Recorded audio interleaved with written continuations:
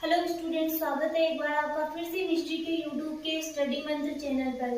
Previous lecture में हम लोगों ने स्टडी कर लिया था कि टोटिपोटेंसी के बारे में हम लोगों ने स्टडी कर लिया। आगे हम लोगों ने जो प्लांट टिश्यू कल्चर है उसकी हिस्ट्री के बारे में भी स्टडी कर लिया। आज हम लोग स्टडी करेंगे कि जो प्लांट टिश्यू कल्चर होते हैं उनमें उसमें किस की रिक्वायरमेंट होती है, मतलब कौन कौन से कंपोनेंट रिक्वायर्ड होते हैं किसी प्लांट टिश्यू कल्चर में। तो उसको हम लोग स्टडी करेंगे कि कौन कौन से न्यूट्रिशनल कंपोनेंट प्रेजेंट होते हैं, कौन मतलब लेबोरेटरी फैसिलिटी पढ़ेंगे कि लेबोरेटरी में कि कौन कौन से ऑपरेटर्स की नीड होती है जिससे कि हम एक अच्छी लेबोरेटरी मतलब बना सकते हैं। तो इसके ऊपर हम लोग डिस्कस करेंगे। तो हमारा आज का टॉपिक है स्टूडेंट्स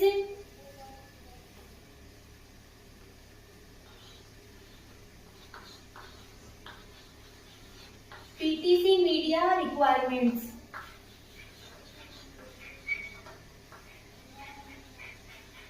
कि PTC media plant tissue culture media उसमें कौन कौन से ऑपरेटर्स काम में आते हैं, लेबोरेटरी फैसिलिटी क्या होती है और कौन कौन से न्यूट्रिएंट्स कंपोनेंट्स काम में आते हैं, उसके ऊपर हम लोग डिस्कस करेंगे और नोट्स भी प्रिपेयर करेंगे।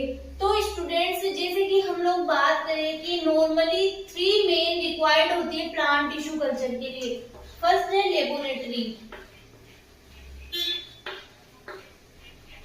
Laboratory organisation.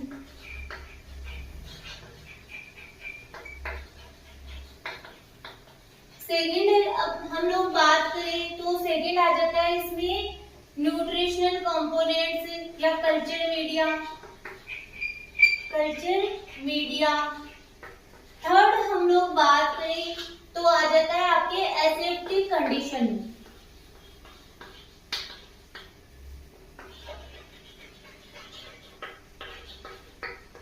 ये 3 रिक्वायरमेंट्स मेन होती है, ठीक है। पीटीसी में जो ये 3 रिक्वायरमेंट्स है आपकी वो मेन है कि लेबोरेटरी का ऑर्गेनाइजेशन किस प्रकार से होता है, कल्चर मीडिया में कौन कौन से कंपोनेंट प्रेजेंट होते हैं, एसेप्टिक कंडीशन में है कि जो हम लोग स्टेरिलाइजेशन की टेक्निक्स है वो इसमें पढ़ेंगे जिसमें कि माइक्रो ऑर्गेनिज्म को रिमूव करना, कौन कौन से ऑपरेटर्स का यूज करके हम लोग माइक्रो ऑर्गेनिज्म को रिमूव कर सकते हैं। तो इनको हम डीपली स्टडी करेंगे। आज हम लोग इन दो के बारे में स्टडी करेंगे कि लेबोरेटरी का ऑर्गेनाइजेशन किस प्रकार से होता है, मतलब लेबोरेटरी होती है वो किस प्रकार की होनी चाहिए। सेकेंड हम लोग कल्चर मीडिया जिसमें कि न्यूट्रिशनल कंपोनेंट्स के बारे में स्टडी करेंगे और ये हम अगले अपने नेक्स्ट वीडियो में स्टडी करेंगे। आज हम लोग इन 2 टॉपिक को ही कंप्लीट करेंगे कि लेबोरेटरी का ऑर्गेनाइजेशन और आपके कल्चर मीडिया। तो आप लोग बायोटेक्नोलॉजी के अगर ये वीडियो देखते हैं तो उनको सीक्वेंस वाइज देखिए, क्योंकि ये 2 तो देखा ही नहीं और आपने ये देख लिया तो आपको ये दोनों भी नहीं समझ में आएंगे। तो बायोटेक्नोलॉजी के वीडियो को आप सीक्वेंस वाइज स्टडी। हम लोग बात करते हैं कि प्लांट टिश्यू कल्चर में जो मैंने आपको अभी बताया वो ही नोट डाउन किया गया है कि प्लांट टिश्यू कल्चर में क्या क्या रिक्वायरमेंट होती है, कि लेबोरेटरी फैसिलिटी किस प्रकार से होती है। और ये कई बार क्वेश्चन पूछा भी गया है कि प्लांट टिश्यू कल्चर में पीटीसी में न्यूट्रिशनल कंपोनेंट्स के बारे में पूछ लिया जाता है, या कभी ऐसे पूछ लिया जाता है कि प्लांट टिश्यू कल्चर में लेबोरेटरी फैसिलिटी को पूछ लिया जाता है, या फिर स्टेराइल टेक्निक्स को पूछ लिया जाता है, जिनको हम काफी डीपली स्टडी करेंगे। आज हम लोग स्टडी करेंगे कि कौन कौन से कंपोनेंट प्रेजेंट होते हैं, मतलब किस किस की रिक्वायरमेंट होती है पीटीसी में। There are 3 main requirements of PTC, मतलब कि जो प्लांट टिश्यू कल्चर है उसमें 3 मेन रिक्वायरमेंट होती है। लेबोरेटरी ऑर्गेनाइजेशन, कल्चर मीडिया की कल्चर मीडिया में कौन कौन से न्यूट्रिशनल कंपोनेंट्स प्रेजेंट होते हैं वो भी हम लोग स्टडी करेंगे। फिर है एसेप्टिक कंडीशन। एसेप्टिक कंडीशन में क्या आ जाता है, स्टेराइल टेक्निक्स आ जाती है। तो पहले हम लोग सबसे पहले स्टडी करते हैं कि लेबोरेटरी ऑर्गेनाइजेशन मतलब किस कौन कौन सी फैसिलिटी होनी चाहिए एक अच्छी लेबोरेटरी में, मतलब एक अच्छे प्लांट टिश्यू कल्चर के लिए लेबोरेटरी में जो फैसिलिटीज होनी चाहिए उनको हम स्टडी करेंगे। The basic facilities of laboratories मतलब जो मेन फैसिलिटी दे रखी है वो मैं आपको नोट डाउन करवाऊंगी। फर्स्ट है वर्किंग प्लेस, ठीक है। सेकेंड है वॉशिंग रूम, फिर sterilisation room, media preparation room, incubation room, inoculation room, इन सब को हम थोड़ा बहुत स्टडी करेंगे। और आपके अगर एग्जाम में आ जाएंगे लेबोरेटरी फैसिलिटी तो आपको यहाँ से स्टार्ट करना है और फिर मतलब इनके बारे में लिखिए, इनके बारे में दो दो तीन तीन लाइनें आपको नोट डाउन करनी होगी। तो सबसे पहले आपके वॉशिंग रूम। अब वॉशिंग रूम में आप मतलब अपने हिसाब से भी लिख सकते हो कि क्या क्या प्रेजेंट होता है। The glassware washing area shall be located near the sterilisation and media preparation area. मतलब जो वॉशिंग एरिया होता है वो किसके पास में लोकेटेड होता है, स्टेरिलाइजेशन और मीडिया प्रिपरेशन एरिया के पास में प्रेजेंट होता है, ताकि जो मतलब जो ऑपरेटर्स है वॉशिंग के लिए उनको इजीली साफ किया जा सके। फिर room also provided with bucket, detergent, mug and also plastic tray. मतलब जो रूम है, जो वॉशिंग रूम है उसमें क्या क्या प्रेजेंट होना चाहिए, बकेट होनी चाहिए, डिटर्जेंट पाउडर होना चाहिए, मग होना चाहिए और प्लास्टिक ट्रे होनी चाहिए। टू केप्ट प्लास्टिक ट्रे किस लिए, to kept waste media bottles. जो वास्ट मीडिया बोटल्स है उनको रखने के लिए या फिर कोई और भी चीजें हैं जो कि मतलब हमारे मतलब प्लांट टिश्यू कल्चर से रिलेटेड है, उनको रखने के लिए क्या होनी चाहिए, प्लास्टिक ट्रे होनी चाहिए।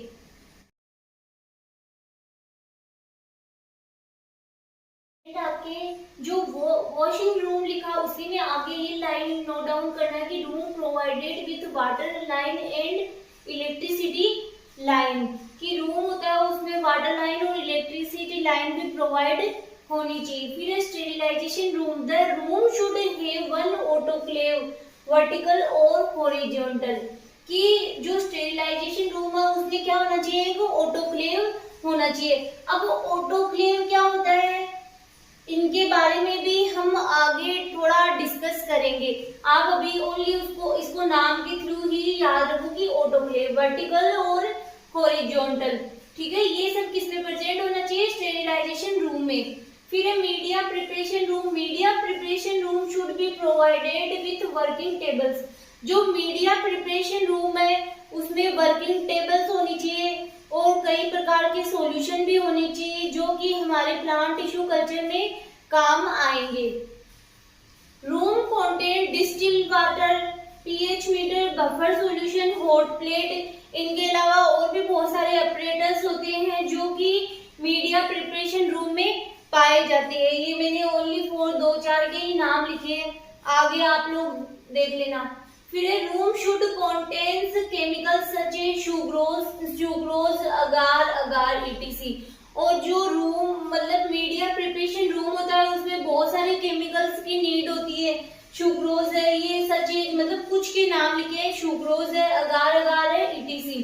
इनका क्या यूज होता है, जैसे अगार क्या होता है, सुक्रोज का कहाँ पे काम आता है पीटीसी में, वो हम आगे जब सीक्वेंस वाइज जब कोई भी कल्चर स्टडी करेंगे, मतलब जैसे कि हम लोगों ने एंथर कल्चर स्टडी किया तो वहां पे भी अगार सॉल्यूशन का यूज आएगा।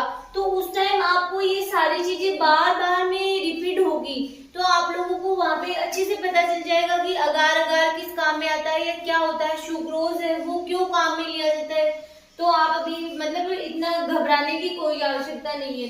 फिर है inoculation room, room contain laminar air flow cabinet. जो इनोकुलेशन रूम होता है उसमें क्या पाया जाता है, एक लेमिनार एयर फ्लो कैबिनेट पाया जाता है। अब लेमिनार एयर फ्लो क्या होता है, तो इन सब के बारे में, ऑटोक्लेव है, लेमिनार एयर फ्लो, इन सब के बारे में भी हम लोग डिस्कस करेंगे। It also requires sodium hypochlorite की इनोकुलेशन रूम है, उसमें किसकी नीड होती है, सोडियम हाइपोक्लोराइड की नीड होती है। सोडियम हाइपोक्लोराइड जो सॉल्यूशन है उसका हम लोग जब कल्चर करवाएंगे तो बार बार में यूज में लेंगे, क्योंकि इसके द्वारा क्या किया जाता है, स्टेरिलाइजेशन किया जाता है। Mercury chloride and 70% alcohol for surface sterilisation. और स्टेरिलाइजेशन की जो प्रोसेस है ना, वो भी हम लोग इसके ऊपर भी हम लोग डिस्कस करेंगे कि इसमें कौन कौन से ऑपरेटर्स यूज किया जाता है और कितने टेम्परेचर पर यूज किया जाता है, तो उसका भी हम लोग एक लेक्चर लेंगे। फिर है incubation room. Temperature is maintain to creating control environment condition. मतलब इंक्यूबेशन रूम में क्या किया जाता है, इसके में जो टेम्परेचर है उसको कंट्रोल किया जाता है। अब है आगे इंस्ट्रूमेंट रूम कि इंस्ट्रूमेंट रूम में क्या क्या प्रेजेंट होता है। बोतल वॉशिंग मशीन, मतलब बोटल्स है जो मीडिया प्रिपरेशन में काम आ रही है उनको वॉश करने की machine. Freezer and multipurpose magic stove. फिर laminar air flow air conditioner. ये क्या है, इंस्ट्रूमेंट है जो हमारे किसमें काम आते हैं, पीटीसी में यूज में ली।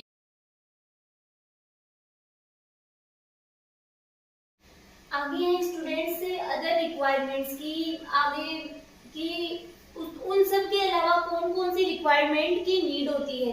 ग्लास है, बोतल है, पेट्री डिश है, बीकर एंड पिपेट्स।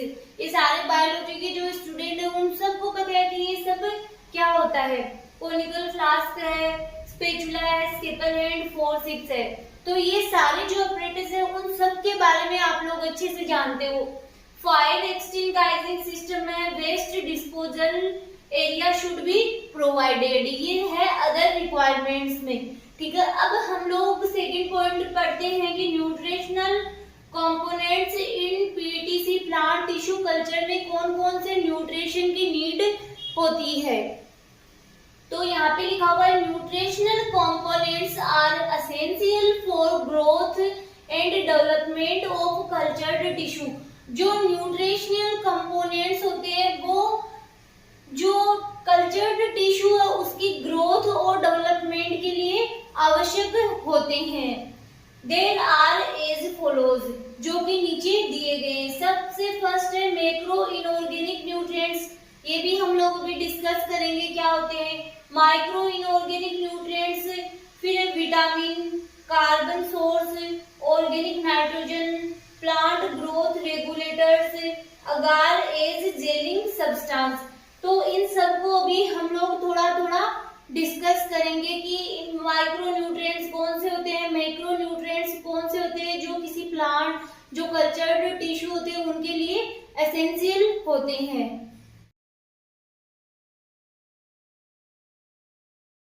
न्यूट्रिएंट्स वो होते हैं जिनकी मतलब हायर नीड होती है। तो need of macro nutrients is higher, किससे, माइक्रो न्यूट्रिएंट्स से जिनकी ज्यादा नीड होते हैं। It is present millimolar quantities, ये कितने मिलीमोलर क्वांटिटीज में पाए जाते हैं। Macro nutrients provide both amino and cation for the plant cells. जो मैक्रो न्यूट्रिएंट्स होते हैं वो एमिनो और केटाइन्स दोनों प्रोवाइड करते हैं प्लांट टिश्यू कल्चर में प्लांट सेल्स को। फिर मैक्रो न्यूट्रिएंट्स आर, देखो मैंने बहुत अच्छी सी ट्रिक के साथ में इनको याद करने की ट्रिक बनाई है। आपके पास अगर कोई और ट्रिक हो तो वो आप यूज में ले सकते हैं। Nitrogen, phosphorus, potassium, sulphur, magnesium and calcium, ये सारे क्या है, मैक्रो न्यूट्रिएंट्स। इनकी यहाँ पे ट्रिक लिखी हुई, न्यूज पेपर की सब मांगे car. News nitrogen, paper phosphorus की, पोटेशियम सब, सल्फर मांगे, मैग्नीशियम कार, कैल्शियम। तो आई होप आपको ये अच्छी भी लगेगी और जल्दी से लर्न भी हो जाएगी। फिर फंक्शन क्या होता है मैक्रो न्यूट्रिएंट्स का, प्रोटीन सिंथेसिस और सेल वॉल सिंथेसिस करना, ये किसका है, मैक्रो न्यूट्रिएंट्स का फंक्शन है। फिर है माइक्रो न्यूट्रिएंट्स। तो माइक्रो न्यूट्रिएंट्स की इसके नाम में ही इसकी डेफिनेशन छुपी हुई कि वो मतलब जिनकी की लेस नीड होती है, use to less amount less than 30 ppm, मतलब बहुत कम मात्रा इनकी की आवश्यकता होती है। फिर है माइक्रो न्यूट्रिएंट्स आर। अब माइक्रो न्यूट्रिएंट्स के लिए भी मैंने यहाँ पे बहुत अच्छी ट्रिक लिखी है, यहाँ से पढ़ते हैं हम लोग। मोहित बाजार जाता, मंजीत को क्यों कहता। कितनी अच्छी ट्रिक है देखो, मोहित बाजार जाता, मंजीत को क्यों कहता, जरूर से उसको चिढ़ाने के लिए कहता कि मैं बाजार जा रहा हूँ। तो मोहित मोलिब्डेनम बी बोरोन बाजार जाता, जिंक मंजीत एमएन कोबाल्ट क्यों कॉपर और कार्बन। तो कितनी अच्छी ट्रिक है देखो, सुनते सुनते आपको लर्न हो जाएगी। मोहित बाजार जाता, मंजीत को क्यों कहता, बहुत अच्छी ट्रिक है। फिर फंक्शन क्या है इसका, फोटोसिंथेसिस करना और enzymatic activities, growth and development of plant cells. Photosynthesis करना, एंजाइमेटिक एक्टिविटीज, ग्रोथ और डेवलपमेंट ऑफ प्लांट सेल, जो टिश्यू कल्चर में प्लांट सेल डेवलप हो रही है उसकी ग्रोथ और डेवलपमेंट करना। फिर हम लोग बात करते हैं विटामिन। तो विटामिन की क्यों नीड होती है, कौन से विटामिन है वो इम्पोर्टेंट होते हैं। Plant synthesis required vitamin. Plant synthesis की प्लांट के सिंथेसिस के लिए किसकी नीड होती है, विटामिन की। Essential for biochemical reaction, obviously की बायोकेमिकल रिएक्शन के लिए क्या किसकी नीड होती है, विटामिन की नीड होती है। Most usable vitamin are thiamine, pyridoxine, nicotinic acid and vitamin B complex. ये मोस्ट इम्पोर्टेंट जो विटामिन है जो कि किसमें, प्लांट टिश्यू कल्चर में यूज में लिए जाते हैं।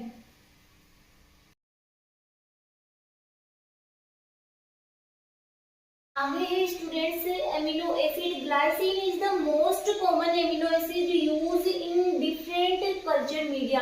जो ग्लाइसिन होता है वो मोस्ट कॉमन एमिनो एसिड है जो डिफरेंट कल्चर मीडिया में यूज किया जाता है। नाइट्रोजन कॉन्टेनिंग अमीनो एसिड, जिनमें कि नाइट्रोजन प्रेजेंट होता है, वो एमिनो एसिड भी प्लांट की ग्रोथ और रीजनरेशन के लिए यूजफुल होते हैं। फिर नेक्स्ट है carbohydrate. Cells and tissue requires exogenous supply of carbohydrate to replace the carbon. कि सेल्स और टिश्यू होते हैं वो कार्बोहाइड्रेट की मतलब किस प्रकार की सप्लाई, एक्सोजेनस सप्लाई की जाती है ताकि वो कार्बन को रिप्लेस कर सके। फिर है जेलिंग एजेंट। जेलिंग एजेंट के रूप में मोस्ट कॉमन अगार जेलिंग एजेंट के रूप में यूज में लिया जाता है, जो कि एक प्रकार का नेचुरल फॉर्म में पाया जाता है, सीवीड्स के द्वारा उसको प्रोड्यूस किया जाता है। फिर है प्लांट ग्रोथ रेगुलेटर्स। अब प्लांट ग्रोथ रेगुलेटर्स हम लोग बचपन से स्टडी करते आए हैं कि प्लांट ग्रोथ रेगुलेटर कौन से होते हैं जो प्लांट की ग्रोथ को रेगुलेट करते हैं, बढ़ाते हैं, वो ही क्या होते हैं, प्लांट ग्रोथ रेगुलेटर, जिनमें कि क्या आ जाते हैं, मोस्ट कॉमनली हार्मोन्स आ जाते हैं। तो ऐसे कंपाउंड जो प्लांट की ग्रोथ को रेगुलेट करते हैं। फर्स्ट है ऑक्सिन। ऑक्सिन क्या करता है, सेल डिवीजन करता है, सेल ग्रोथ करता है, सेल इलोंगेशन, सेल को बढ़ाता है, डिफरेंशिएशन, केलस फॉर्मेशन। तो ये सब किसके वर्क है, ऑक्सिन के वर्क है। किस में पढ़ रहे हैं हम लोग, कि प्लांट टिश्यू कल्चर में पढ़ रहे हैं हम लोग, ठीक है। अब कई बार ऐसे पूछ लिया जाता है, जो शॉर्ट क्वेश्चन होते हैं या एमसीक्यूज में कई बार, क्या पिछले टाइम जो लास्ट ईयर है उस पेपर में भी पूछा हुआ कि सिंथेटिक ऑक्सिन के नाम लिखो, तो आप लोग लिख सकते हो। नेचुरल ऑक्सिन होते हैं IAA और IBA, और सिंथेटिक में आ जाता है NA और 2,4 डाइक्लोरोफिनॉक्सी एसिटिक एसिड। फिर है साइटोकाइनिन। साइटोकाइनिन का क्या फंक्शन होता है, सेल डिवीजन करता है, शूट प्रोलिफरेशन करता है एंड सेल साइकिल कंटिन्यू करता है। नेचुरल फॉर्म में साइटोकाइनिन किस में पाया जाता है, काइनेटिन की फॉर्म में पाया जाता है, मतलब काइनेटिन के रूप में ही इसको प्राप्त किया गया था। फिर है जिब्रेलिन। जिब्रेलिन का क्या फंक्शन होता है कि स्टेम इलोंगेशन करता है, एम्ब्रियो का मैच्योरेशन करता है। GA3 is most common gibberellins. जो GA3 होता है वो मोस्ट कॉमन जिब्रेलिन होता है। फिर है अदर ऑर्गेनिक सप्लीमेंट्स की अदर कौन कौन से कंपाउंड है उनकी नीड होती है या हम मिक्स कर सकते हैं। प्लांट टिश्यू की ग्रोथ रेट बढ़ाने के लिए यूज किए जाते हैं। नेचुरल सब्सटेंसेस और एक्सट्रैक्ट, कोकोनट मिल्क है, कॉर्न मिल्क है, यीस्ट है, ऑर्गेनिक जूस है, इनका यूज भी किसमें किया जाता है? प्लांट की ग्रोथ को रेगुलेट करने के लिए, प्लांट की ग्रोथ को बढ़ाने के लिए पीटीसी मीडिया में यूज में लिए जाते हैं। तो ये हमारा आज का टॉपिक भी कंप्लीट हो गया कि लेबोरेटरी फैसिलिटीज और न्यूट्रिशनल कंपाउंड्स कौन कौन से होते हैं वो। तो ये टॉपिक हमारा कंप्लीट हो चुका। कल इसके आगे हम लोग पढ़ेंगे स्टेराइल टेक्निक्स कौन कौन सी होती है।